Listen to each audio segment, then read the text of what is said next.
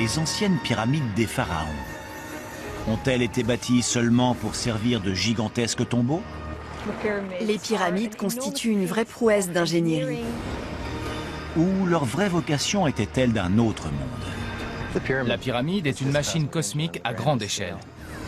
Ces montagnes de pierre étaient-elles conçues comme des vaisseaux destinés à transporter vers les cieux l'âme du pharaon et toutes ses richesses? On pensait que le pharaon voyageait parmi ces étoiles. Où trouver les secrets expliquant le comment et le pourquoi de leur construction? Ce genre de puits, à l'alignement stellaire, n'existe nulle part ailleurs, excepté dans la Grande Pyramide. Des sables brûlants d'Égypte, aux astres scintillants des profondeurs de notre galaxie, nous embarquons pour un voyage à la découverte d'un mystère ancestral. Les anciennes pyramides de Gizeh sont-elles reliées à l'univers?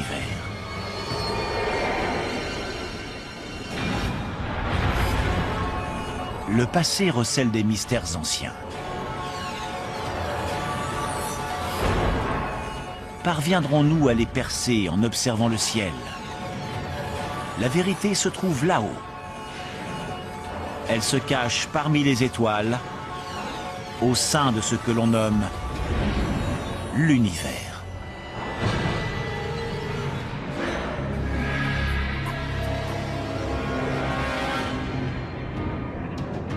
Les pyramides antiques de Gizeh, ces empilements mystiques de pierres qui dominent le désert d'Égypte.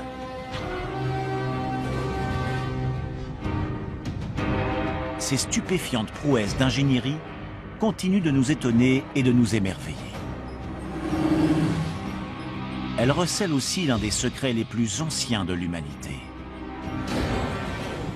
Pourraient-elles être des portails cosmiques entre la Terre et l'univers inconnu au-dessus de nous?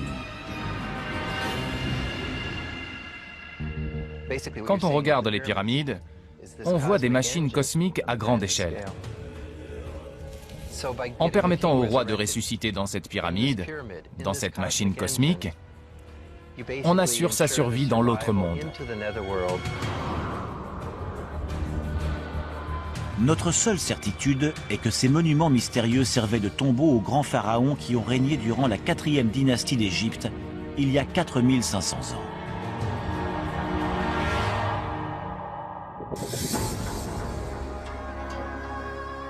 La Grande Pyramide, la plus vaste des trois, est l'une des 7 merveilles du monde antique. Elle a été bâtie par le pharaon Khéops, le dirigeant le plus puissant du royaume antique. La deuxième plus vaste a été bâtie pour son fils Khéphren et la plus petite pour son petit-fils Mykérinos. Pendant 4000 ans, la Grande Pyramide est restée la plus grande structure bâtie sur Terre de la main de l'homme. Composée de plus de 2 millions de blocs de pierre, le célèbre monument couvre une surface équivalente à 7 pâtés de maison. Ce chef-d'œuvre était à l'origine recouvert de calcaire blanc éclatant et coiffé d'une pierre de fête dorée à leur fin. Qu'est-ce qui a conduit cette ancienne civilisation à créer de si flamboyants tombeaux? Était-ce bien des tombeaux? Est-il possible que les pyramides de Gizeh aient eu une raison d'être plus profonde? La pyramide était avant tout un tombeau, parce qu'elle contenait le corps du pharaon dans un sarcophage. Mais elle était aussi une manière symbolique d'aider l'âme du pharaon à atteindre sa destination finale. Les pyramides étaient-elles bâties comme des machines cosmiques destinées à transporter les pharaons vers l'au-delà? Et où dans l'univers les Égyptiens croyaient-ils que cette vie après la mort existait?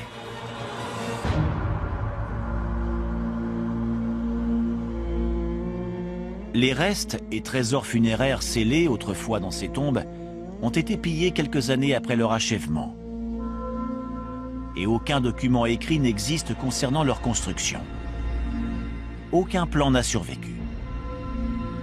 Pour décoder ces mystères, les égyptologues se tournent vers les cieux.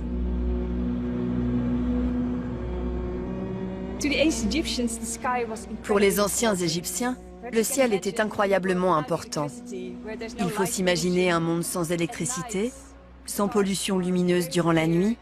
Les étoiles sont très claires. On peut voir la Voie lactée. Il y a donc tout un monde là-haut, très présent et très observé.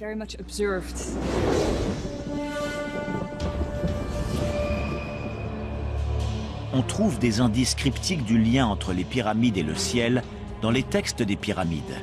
Une série de rituels et d'incantations funéraires gravés sur les murs d'un tombeau de la 5e dynastie.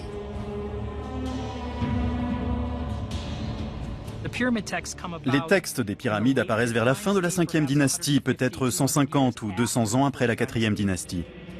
Mais on peut penser que ces textes reflètent aussi ce qui importait pour leurs ancêtres. Ces textes spirituels décrivent le départ du pharaon vers le ciel du Nord pour vivre parmi les impérissables. C'est-à-dire parmi les étoiles circumpolaires qui ne se lèvent et ne se couchent jamais sous l'horizon. Après la mort, l'âme d'un pharaon est destinée à vivre parmi ces astres éternels qui symbolisent les dieux immortels.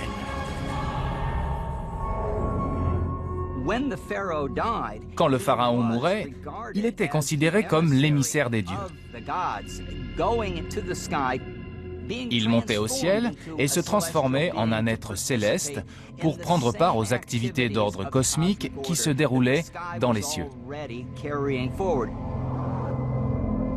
Mais comment les pyramides permettaient-elles aux pharaons et à leurs trésors ensevelis de s'élever vers les tréfonds de l'univers ?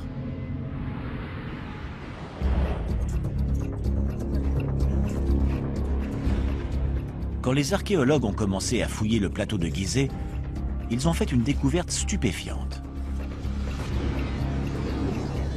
Les côtés des 3 pyramides font face aux 4 points cardinaux, nord, sud, est et ouest, avec une extrême précision. De plus, l'entrée de chaque pyramide est orientée plein nord avec une précision magistrale, au 10e de degré près. Ces proportions quasi parfaites le sont-elles par coïncidence ou par calcul? Et quelle est leur raison d'être? Voici le plateau de Gizeh, ou du moins sa maquette. Et vous voyez les 3 pyramides de Gizeh. La pyramide de Khéops, la plus grande, celle de Khéphren, légèrement plus petite, et celle de Mykérinos, la plus petite. Elles ont un point commun. Leurs entrées font toutes face au nord. La porte orientée au nord de chaque pyramide ouvre sur un long couloir qui descend vers la chambre funéraire où le pharaon était autrefois enseveli. Chacun ressemble à un télescope géant pointé vers le nord du ciel. Les portes nord et les couloirs ont-ils été conçus pour servir de portail cosmique vers les étoiles? On l'appelle souvent le couloir descendant. Mais d'un point de vue spirituel, c'est un couloir ascendant. Parce qu'il est pointé vers le nord, il est pointé vers les étoiles circumpolaires. L'une des analogies de la vie après la mort est que l'esprit rejoint les étoiles impérissables. Ce qui signifie bien sûr que l'esprit, puisqu'il n'est plus physique, ne pourra jamais mourir. Il est impérissable et on peut imaginer que c'était peut-être l'idée sous-tendant les pyramides des 3e et 4e dynasties.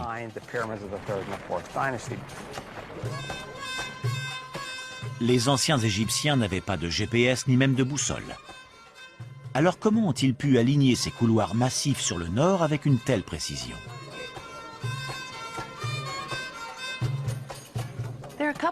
Il y a plusieurs façons de trouver le nord. L'une est de regarder les étoiles la nuit et de chercher en particulier ces étoiles qui ne se couchent jamais, mais semblent tourner autour d'un point dans le ciel. Ce point est situé pile au-dessus du pôle Nord, parce que la Terre pivote au sein de son orbite et que le pôle Nord pointe toujours vers la même direction. Le pôle Nord céleste est le point dans le ciel autour duquel toutes les étoiles tournent. Donc même les peuples antiques avaient une idée de l'existence dans le ciel d'un point fixe autour duquel tout tournait. Les anciens Égyptiens regardaient sans doute généralement vers le nord et voyaient les étoiles tourner autour du pôle. Et en estimant le centre de ces mouvements circulaires, ils ont pu déterminer où était le nord. Une fois le pôle Nord céleste repéré, les anciens Égyptiens pouvaient construire un couloir descendant orienté vers le nord du ciel, puis construire le reste de la pyramide par-dessus. La méthode de l'étoile polaire est une hypothèse convaincante pour expliquer comment les anciens Égyptiens ont pu orienter leur couloir descendant. Les couloirs des pyramides étaient alignés avec une grande précision sur le nord, dans la direction des étoiles impérissables ou circumpolaires. Mais cet alignement astronomique leur conférait-il vraiment le pouvoir d'envoyer l'âme du pharaon vivre parmi les dieux stellaires dans l'univers? Les pyramides de Gizeh recèlent les secrets d'une culture antique qui a prospéré il y a plus de 4500 ans.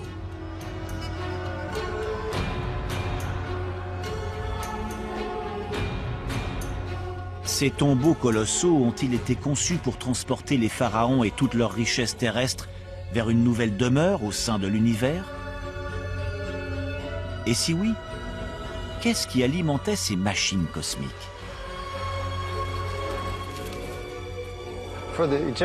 Pour les Égyptiens, la vie après la mort était cruciale. Et l'essor du pharaon dans les cieux pour prendre sa place légitime parmi les étoiles dans le ciel du Nord faisait partie de leur religion et était l'une des principales fonctions de la pyramide. Pour comprendre comment les anciens Égyptiens pouvaient concevoir un tel périple, il faut explorer l'architecture interne de la Grande Pyramide. Elle contient un système de corridors et de chambres cachées. Au cœur de la structure, on trouve la chambre du roi. Elle abrite un sarcophage vide qui contenait autrefois la dépouille du pharaon Khéops. Dans ce sarcophage, on avait enseveli le corps du pharaon en plein milieu de l'axe central de la pyramide qui le protégeait.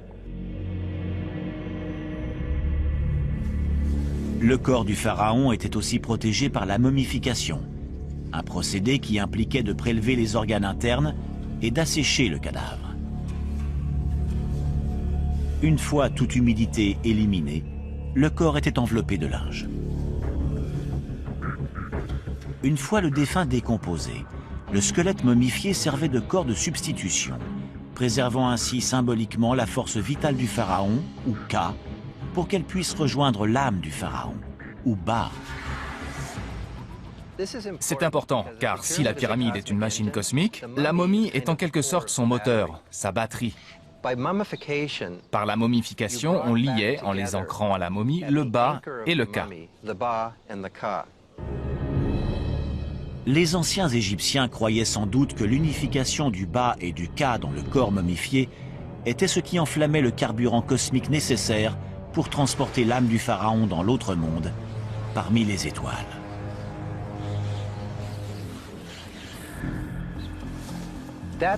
Cela expliquerait pourquoi il est important de momifier le roi, mais aussi de s'assurer que le parent défunt ne manquera de rien dans l'autre monde. Mais le couloir descendant est-il la seule voie magique vers les étoiles? Ou la Grande Pyramide possède-t-elle d'autres portails célestes?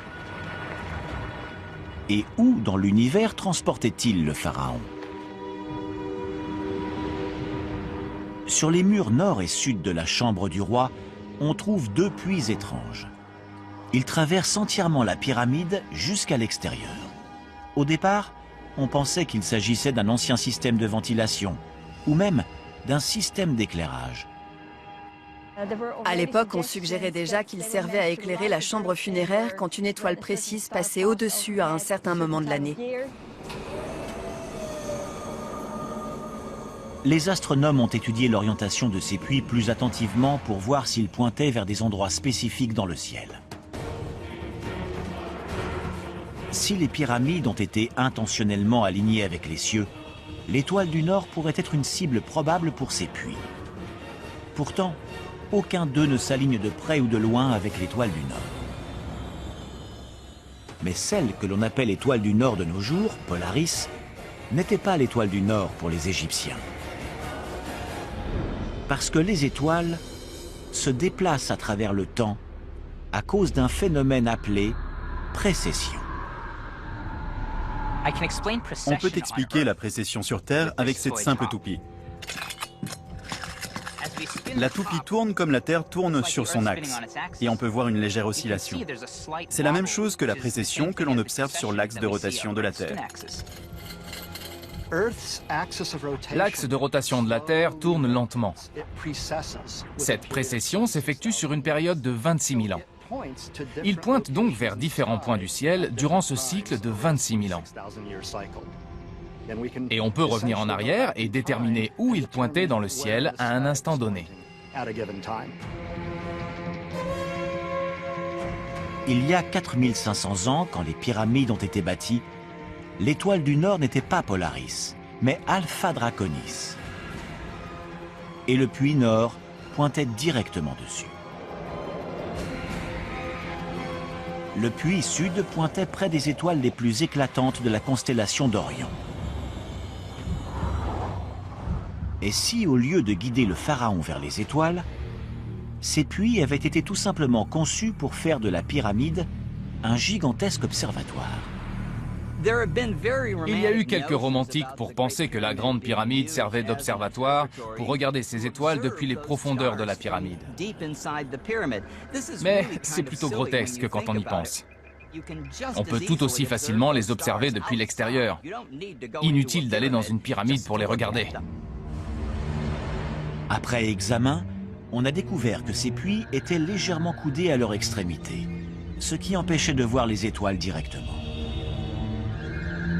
Les égyptologues ont donc commencé à se demander si ces puits n'avaient pas été construits à des fins rituelles plutôt que pratiques. Ces puits, pour autant qu'on sache, sont des conduites destinées à transporter la force vitale du roi, son âme, son bas, vers ces lieux de résurrection. Ce sont des puits magiques. C'est pourquoi il est si important de les connecter aux étoiles circumpolaires, à Orion, pour relier les pyramides aux points cardinaux, parce que les Égyptiens pensaient vraiment qu'ils étaient reliés au cosmos.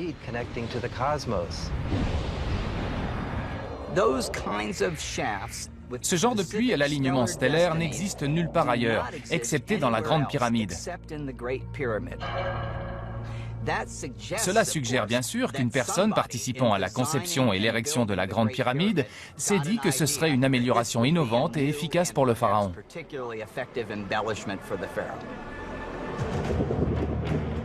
Et ces puits devaient transporter plus que l'esprit du pharaon vers les étoiles.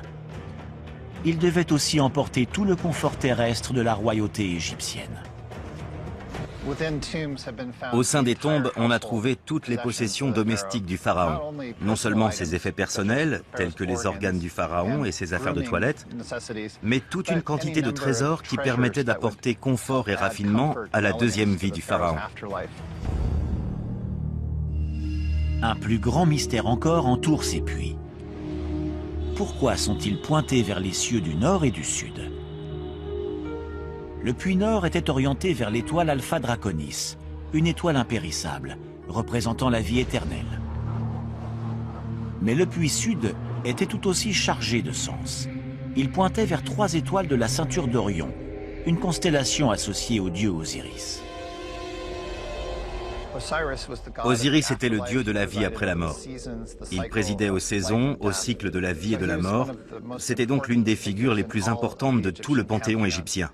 La pyramide pointe vers le point culminant de cette constellation dans le ciel, et cela connecte la pyramide avec le ciel de manière cruciale.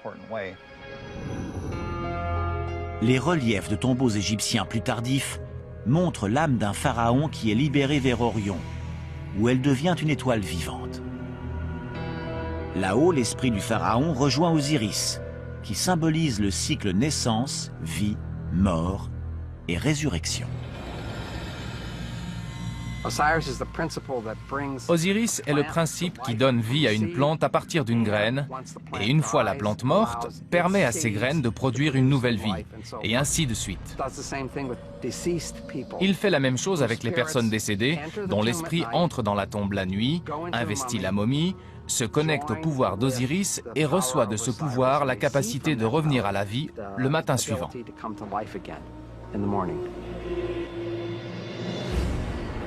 Une autre découverte stupéfiante a été faite dans la chambre de la reine.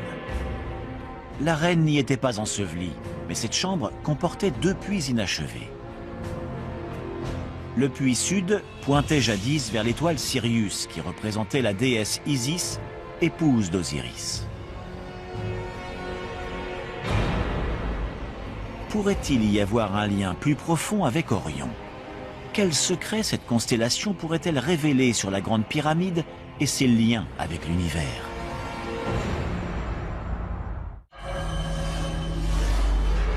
Les antiques pyramides de Gizeh. Monuments fascinants, bâtis pour d'anciens rois. Mais leur vraie fonction s'est perdue dans le temps. Étaient-ils des escaliers magiques vers un au-delà céleste? Ou y a-t-il un sens plus profond derrière leur conception inspirée du cosmos? Peut-être trouvera-t-on des réponses en regardant les pyramides depuis le ciel. Les images aériennes révèlent que les 2 plus grandes pyramides forment un angle de 45 degrés. Cependant, la plus petite est légèrement décalée par rapport aux 2 autres. Vous voyez, les 3 pyramides de Gizeh semblent alignées. Mais si on suit cette ligne, on voit qu'on se heurte à la pyramide de Mykérinos. Elle est décalée par rapport à l'alignement des 2 autres pyramides.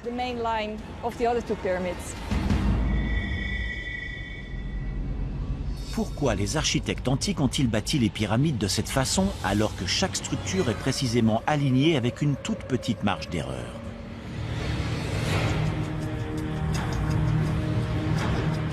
Certains pensent que la réponse se trouve dans le puits sud de la chambre du roi, situé dans la grande pyramide.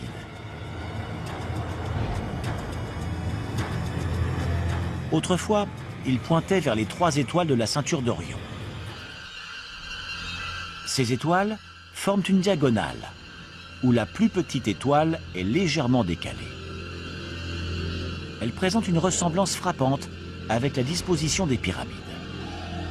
Les pyramides de Gizeh ont-elles été bâties en l'honneur des 3 étoiles de la ceinture d'Orion?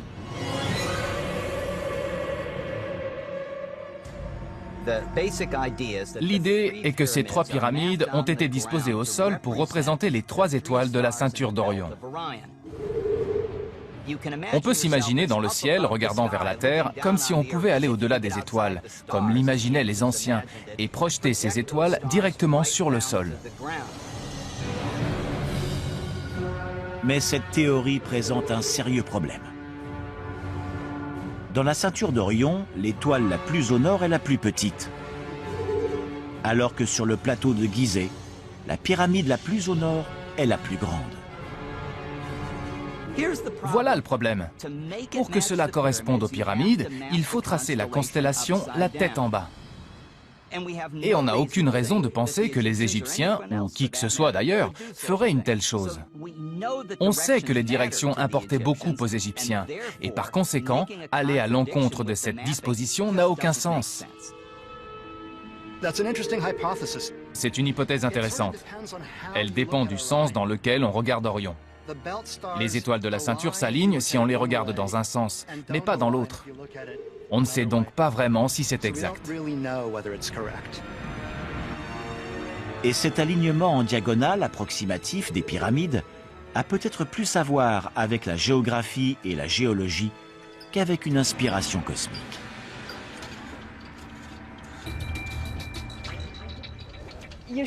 Vous devez garder à l'esprit que le plateau de Gizeh n'était pas vraiment une surface plane. Il y avait beaucoup de carrières. Ces pyramides géantes ont été bâties à partir du calcaire du plateau sur lequel elles se trouvent. La pyramide de Mykérinos peut donc très bien avoir été légèrement décalée pour des raisons pratiques.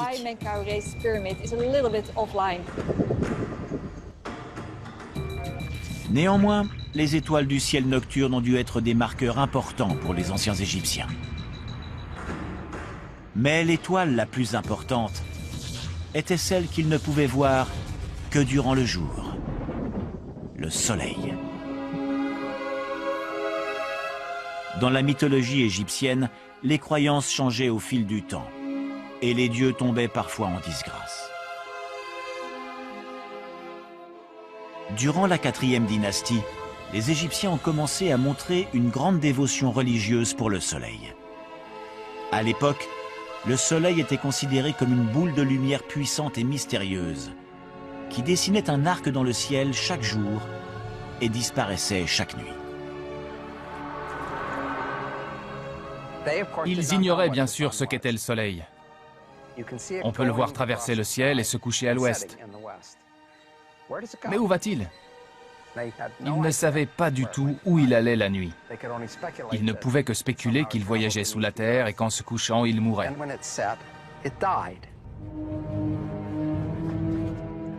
Les anciens Égyptiens pensaient que leur pharaon mourait et renaissait comme le soleil se levait et se couchait. Ils pensaient que l'esprit, quand la personne était morte, s'était endormi et devait se réveiller chaque matin. Et qu'après cela, l'esprit trouvait son chemin dans la tombe, tout comme le soleil émerge enfin à l'aube.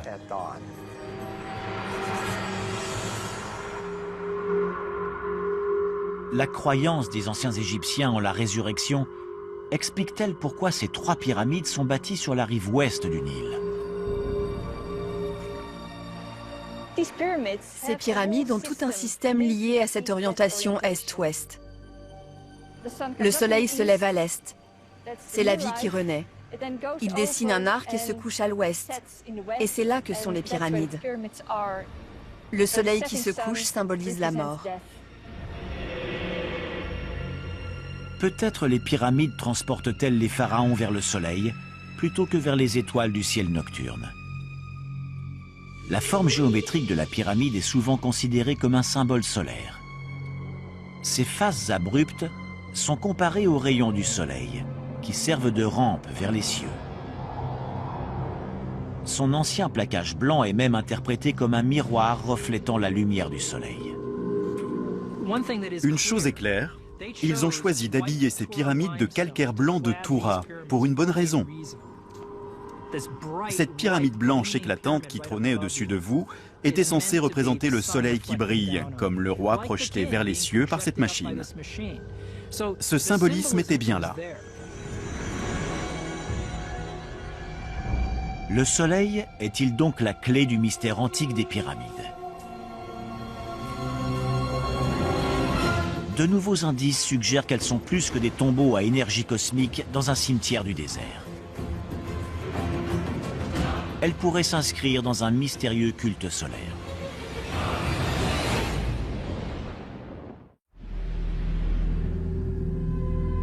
Après 4500 ans, les grandes pyramides de Gizeh restent entourées de mystères et d'intrigues.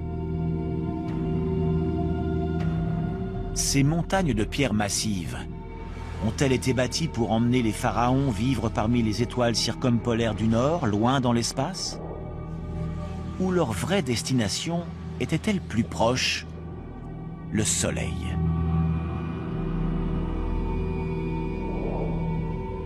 Les couloirs partant des chambres funéraires des pyramides semblent avoir été délibérément orientés en direction des étoiles du Nord.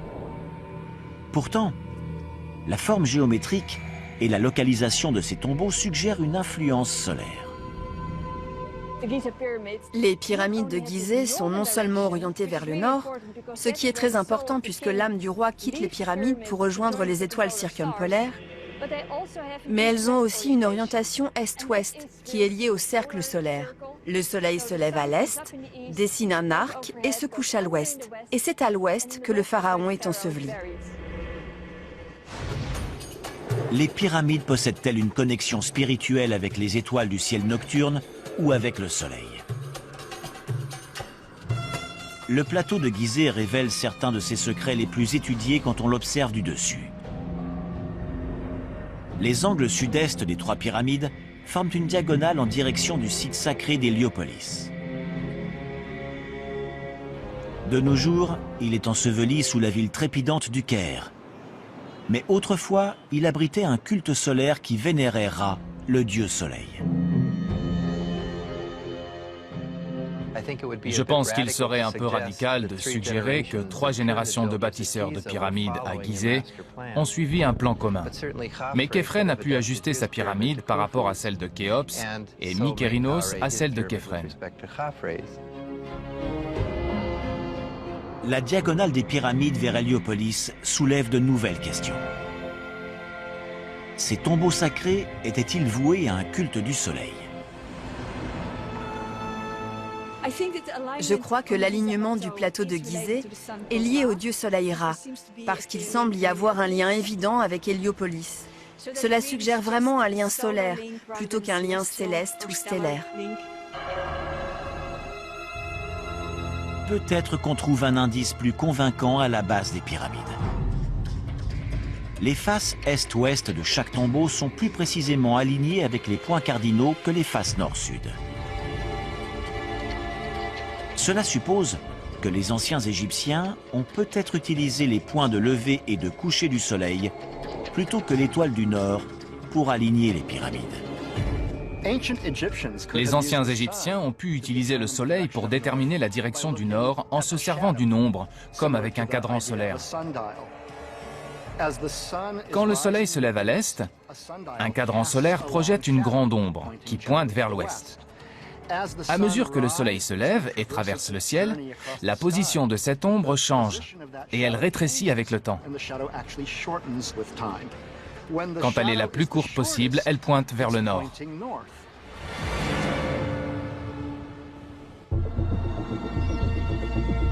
L'ingénieur Glenn Dash a fabriqué un gnomon solaire, une tige verticale qui agit comme une aiguille géante sur un cadran solaire. Il veut comprendre comment les Égyptiens ont pu utiliser l'ombre du soleil pour aligner précisément les bases ou chapes des pyramides. La méthode du gnomon solaire est en gros la même méthode que celle qu'on enseigne aux scouts. Elle est toute simple. On prend un bâton, on le plante dans le sol et on regarde l'ombre produite par le soleil suivre sa course au fil de la journée. L'ombre du soleil est projetée par ce gnomon, cette tige verticale, sur un petit bloc de bois posé sur une plateforme. L'expérience est réalisée au moment du solstice d'été, quand le soleil atteint son angle d'élévation maximale et forme donc une ombre très marquée. On regarde l'ombre toutes les minutes environ. On centre l'ombre dans le viseur qui se trouve sur le bloc biseauté et on la marque sur le papier. Une fois projetée grâce au bloc, à ce moment-là, on obtient une ligne sur le papier qu'on appelle ligne de déclinaison. Et c'est cette trajectoire que le soleil suit quand il se déplace dans le ciel au cours de la journée. C'est parti, voyons ce que ça donne. À la fin de la journée, on tend un morceau de ficelle, on trace un cercle autour de la tige et ce cercle va croiser la ligne de déclinaison en 2 points. Ces 2 points sont situés exactement sur l'axe est-ouest. On peut donc tracer une ligne est-ouest. La ligne nord-sud est perpendiculaire.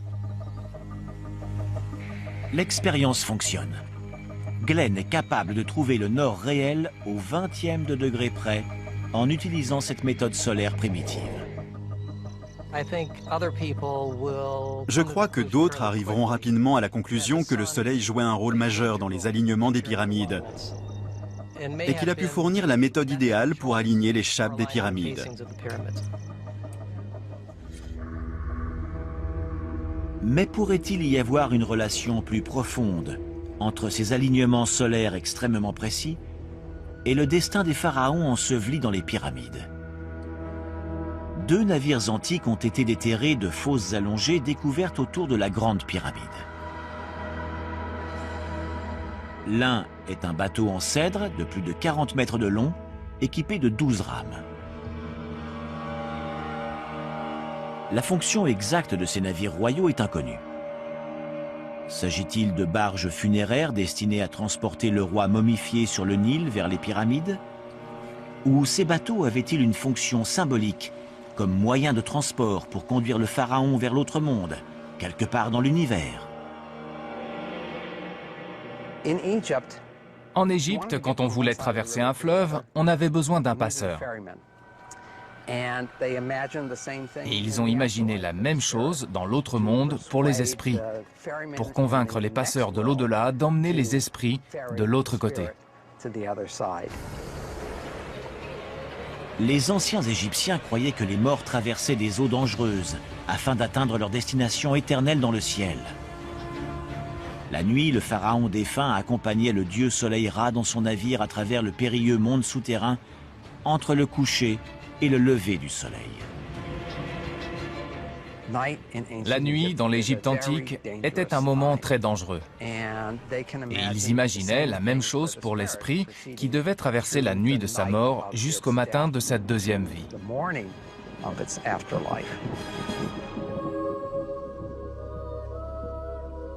Les navires royaux, ainsi que la forme, l'emplacement et l'alignement des pyramides, indiquent tous l'influence d'un culte solaire sur le plateau de Gizeh. Mais la vraie connexion des pyramides avec l'univers se retrouve également ailleurs sur le plateau de Gizeh, derrière le visage mystérieux du grand sphinx.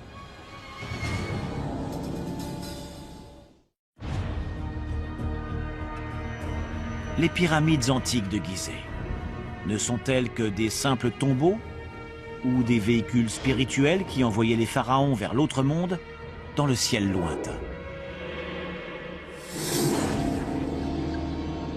Les alignements des couloirs et des puits indiquent un lien avec les étoiles, tandis que la forme et la disposition en diagonale des pyramides, ainsi que l'excavation de navires solaires, montrent une dévotion pour le soleil.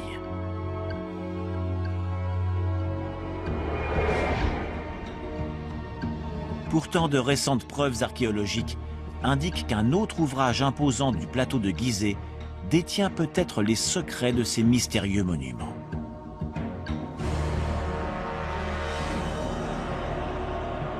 Devant les pyramides trône le Sphinx, une gigantesque sculpture de lion à tête humaine. Plus haut qu'un immeuble de 6 étages, l'être mi-homme, mi-bête est l'une des plus grandes et des plus célèbres statues du monde. Les Égyptiens ont taillé le sphinx dans la pierre naturelle, en creusant une carrière autour et en laissant un bloc central dans lequel ils ont sculpté le corps du lion et la tête du pharaon. Pendant des milliers d'années, ce lion couché a déconcerté les égyptologues. Aucune inscription n'a été trouvée sur la sculpture qui révélerait quand elle a été bâtie et pourquoi. Mais au sein des cultures antiques, le lion est un symbole solaire, et une tête humaine sur un animal était souvent signe d'intelligence royale et de pouvoir. On pense que le roi sur un corps de lion représente le pouvoir de la royauté en relation avec les théologies célestes et solaires. Le sphinx protège le cosmos. Le sphinx protège l'ordre du monde entier.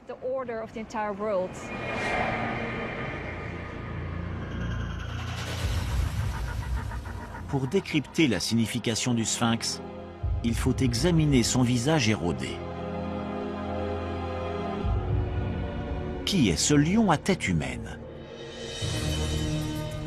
La statue trône à la base d'une longue chaussée menant à la deuxième plus grande pyramide, qui abritait le pharaon Khéphren.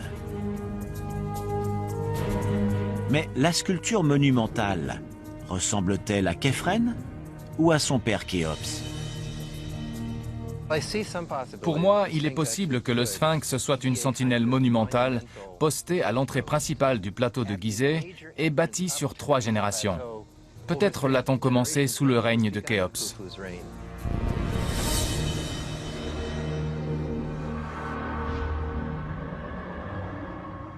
Durant l'équinoxe de printemps et d'automne, un phénomène solaire remarquable se produit sur le plateau de Gizeh.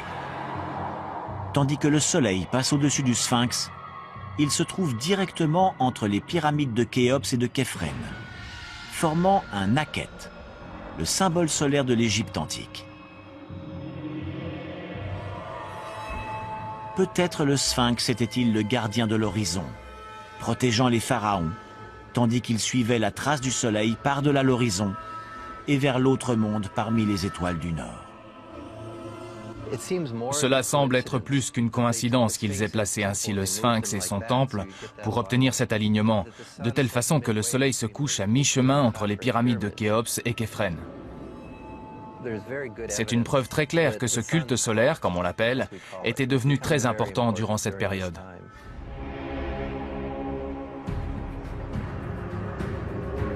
Que peut-on donc en conclure quant à la vraie raison d'être de la construction des pyramides? Grâce aux informations collectées à ce jour, il est raisonnable de considérer que ces monuments célèbres ont été bâtis pour envoyer les pharaons dans le ciel, où ils étaient censés vivre parmi le soleil et les étoiles du Nord.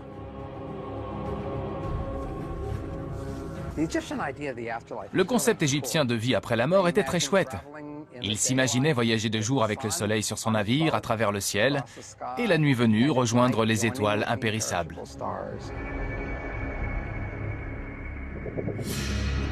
Pour les anciens Égyptiens, la pratique de l'astronomie allait au-delà du mythe. Les étoiles et le soleil ont même pu les guider dans leur création magistrale des pyramides elles-mêmes. Ils ont très bien pu aligner la pyramide elle-même et la chambre funéraire en utilisant le soleil pour l'orientation est-ouest et le couloir descendant qui était spécifiquement conçu pour amener l'esprit du roi vers les impérissables. Cela aurait requis un alignement céleste. Il est donc logique d'un point de vue spirituel qu'ils aient aligné les chapes des pyramides avec le soleil, mais que le couloir descendant ait été aligné sur les étoiles. En examinant le rôle de l'astronomie dans la construction de ces monuments, nous avons un rare aperçu d'une ancienne culture hautement civilisée où astronomie, architecture et religion ne faisaient qu'un. Une société qui était profondément consciente de l'univers et de son importance dans la vie sur Terre et dans sa foi en une vie après la mort.